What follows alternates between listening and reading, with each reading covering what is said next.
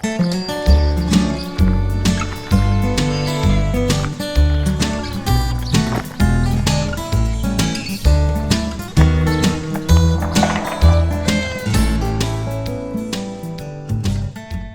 a farm really produce both crops and enough fertility to produce crops for the subsequent season?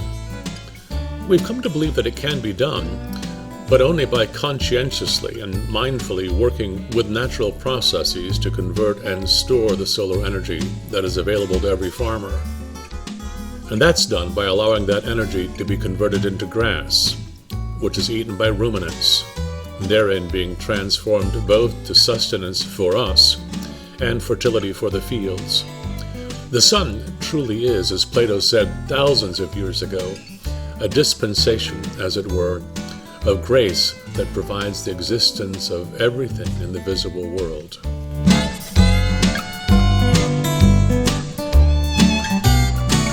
Ken gave you a picture of this week's bounty, week 9, which is astounding. And some portion of this will show up on the line or in your boxes this week. I wanted to speak to those of you who are receiving boxes and you get plastic. I know plastic is not our favorite thing. We work really hard to wean ourselves from it. But for safety and for just produce survival, we're using them.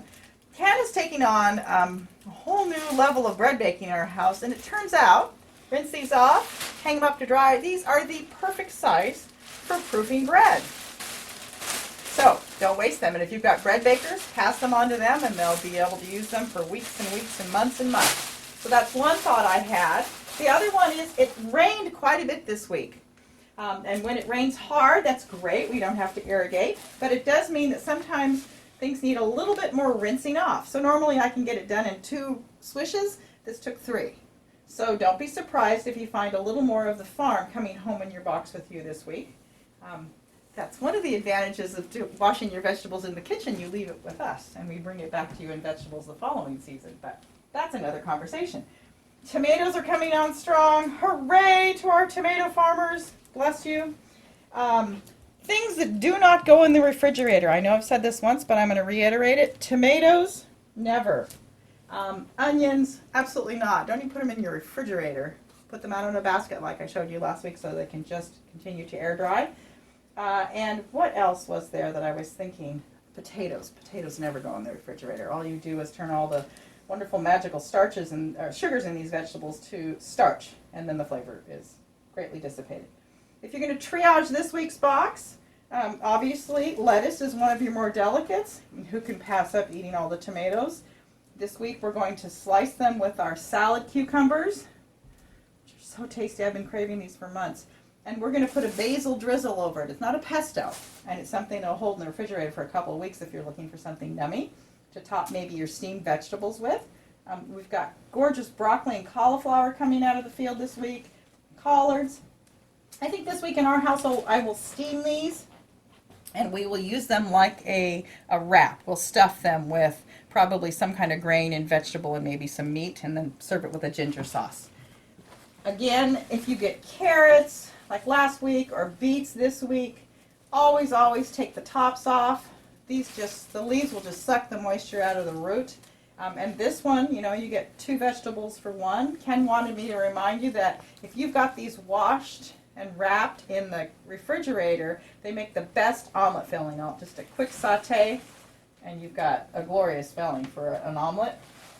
Kale, and this looks like we've got some wonderful red, purpley anthocyanins in it. Look at that.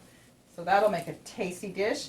If you're feeling like you don't want to have, well, kids always love kale chips, but that's snack food, not real food. I like to turn it into either a braise, so it's readily available for omelets, side dishes, fillings, and other things. Stir it in with some potatoes, or make another green sauce. That's the first thing we taught you this year. It's on week 1, and that freezes well, by the way. What else? Zucchini are just lovely size this week. This size, up to about this size, there's a twin. You can just cut them in quarters, skin and all, and pan fry them quickly. We showed you a picture of that earlier. Ken will post that up for you. And that's a great way to enjoy those. There's also a broccoli cauliflower salad. If you want to look that up, we'll have that posted under week 9 as an option. It has a yogurt dressing. And then the thing we're going to play with this week is celery salad. Now, you may at first think, no, that's not something for me, but as somebody who was like that and is a grand convert, please give it a try. We'll once again show you the long oblique slice. It takes away that stringy effect of celery. We won't use all of those leaves. Some of those are going to go in the freezer for soups and sauces later on. There's a salad dressing that we'll make, and I'll show you that in a little bit. So we'll focus on the celery this week, but I think that gives us a good jumping off point. See you in the kitchen. So the dressing is quite simple for the celery salad. I use craisins to create a sweet vinegar, and I keep that stored in my refrigerator all the time. You can use other dried fruit. And I add a pinch of sugar and a pinch of salt because my rice vinegar is unseasoned. And then eventually a cup of oil will go into this. This is 3 tablespoons of vinegar. I made it a little heavier. I like things bright. I made 4 tablespoons. And then later in the salad, it calls for a minced up hot pepper like a jalapeno. Well, the peppers aren't coming off yet. It's too early in our Northwest season. But I put up jalapenos in a vinegar, kind of a condiment. I just spin them up in the food processor. They look like a slurry like that, and I want some heat in this dressing, so I'm going to put some of that in there. Super easy. It's the how-to on how to store hot peppers is on the Summer Jar website. You can look it up under jalapenos. And then I'm going to whisk in a cup of olive oil into this, and the dressing will be made. I roasted beets yesterday, so they're all chilled and ready to go in the salad. We call that beet candy in our house, and kids down at the farm love this stuff. The recipe calls for sunflower seeds. Our Mimi and I like to use pepitos, and then we don't worry about nut allergies down at the barn. I couldn't find any in my freezer this morning, so we're using sliced almonds, which I toasted. I burned the first batch. You know how it goes. And then these are purple red onions that are being macerated and softened in a rice wine vinegar, and just a pinch of salt and a pinch of sugar.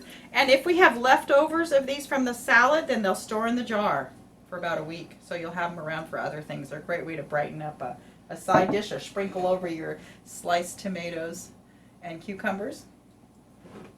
So we'll get started on the salad chopping.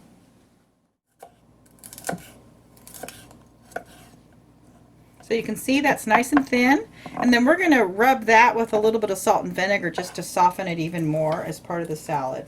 Helps with the mouthfeel when you finally sit down to enjoy this. Today we will serve it for dinner, and Ken and I have a new favorite in our kitchen for special treats. Sometimes I'll see chicken wings, organic chicken wings on sale, and I'll snatch a box of those. Mimi taught me to marinate those in pickle juice, and since we have plenty of pickle juice hanging around in jars when we finished off a jar of our pickles, we save it now, and it makes the best marinade. And after a good day or so in the fridge, then we just drain off whatever liquid is there, pour about a heavy 1/4 cup over all of them so there's something to kind of fry in there, and then let them cook down until they're just caramelized. It takes about 45 minutes or so at about 350, 375. We'll post that recipe for you, but that's the protein that's going to go with our celery salad tonight. Okay, this is the salad dressing that we've made. You can see the craisins that have been marinated in vinegar. You can use any kind of vinegar to marinate them in. I usually just fill a jar with craisins and then pour rice vinegar over it, or maybe white wine vinegar, apple cider vinegar. That tends to be a little tart. Anyway, there's your salad dressing, and of course I put 2 big scoops of my vinegar stored jalapeno puree, but 1 or 2 minced jalapenos would be just perfect, and none if you're feeding children with delicate palates. We've got that's the whole head of celery on that nice long oblique cut, and the liquid on there I just poured off a little vinegar from my onions, added a little bit more salt, and then there's the half a cup of celery leaf,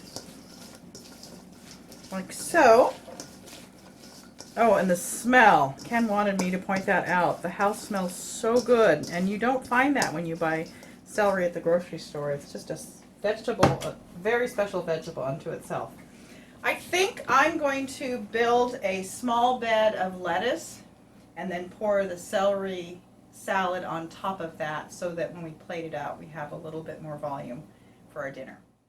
So I'm taking one of those lovely heads of lettuce that came out of the field this week, and I'm just going to place it on the bottom of a big wide bowl. This is the one you're used to seeing down at the farm that Ken made for us. It says, "Cooking is good citizenship."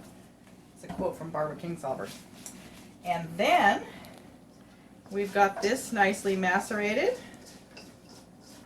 And I think I want to go ahead and mix the onions into that now. Later on this evening, we're going to serve this with our chicken wings. Oh my goodness, the smell. I don't know if this is going to make it.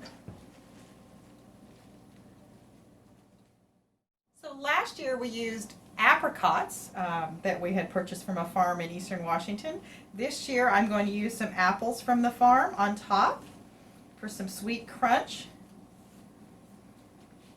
A little bit more over here we don't want to leave behind. And then, for even more color and sweet and a little more savory, we call it beet candy. And you can roast this early in the week and just have it sitting in the fridge. When I serve any kind of roasted vegetable, though, I like it to come to room temperature. And then the almonds on top at last. So let's take this out to the picnic table and have a meal.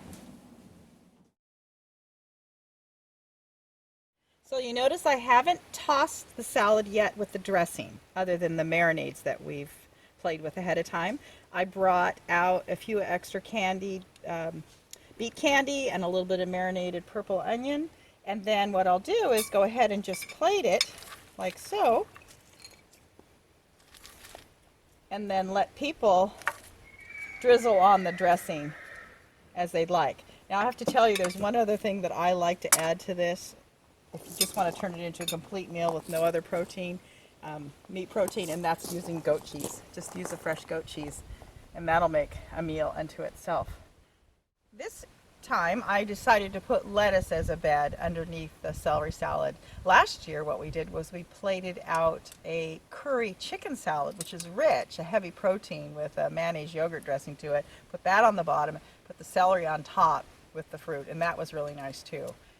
The recipe for that chicken curry is on the same recipe, so you can check out that link if you want to build this out to a more substantial meal.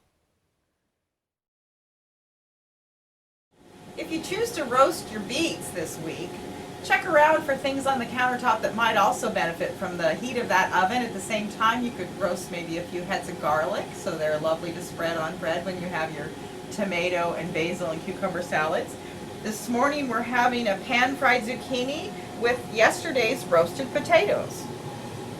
So just a little bit of olive oil in the pan and some heat. Didn't skin the zucchinis, they were such a lovely size this week. Just pan fry them up, a little bit of garlic if you'd like, and then we folded in the roasted potatoes from yesterday's efforts. Another one of the treats you can enjoy this week from the bounty of the farm's harvest are some of our tomatoes. Remember, don't put them in the refrigerator. I mentioned this, I believe. It's a basil dipping sauce.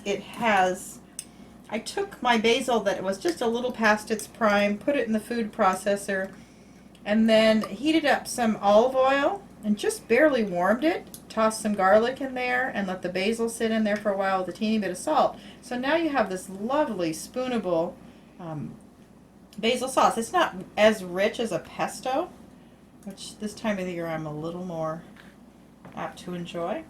And I put out the green beans just to remind you that things like this, which carry flavor and nutrition, can also be spooned over steamed green beans as a possible meal. So, enjoy your week. Have a great week and be kind to your neighbor.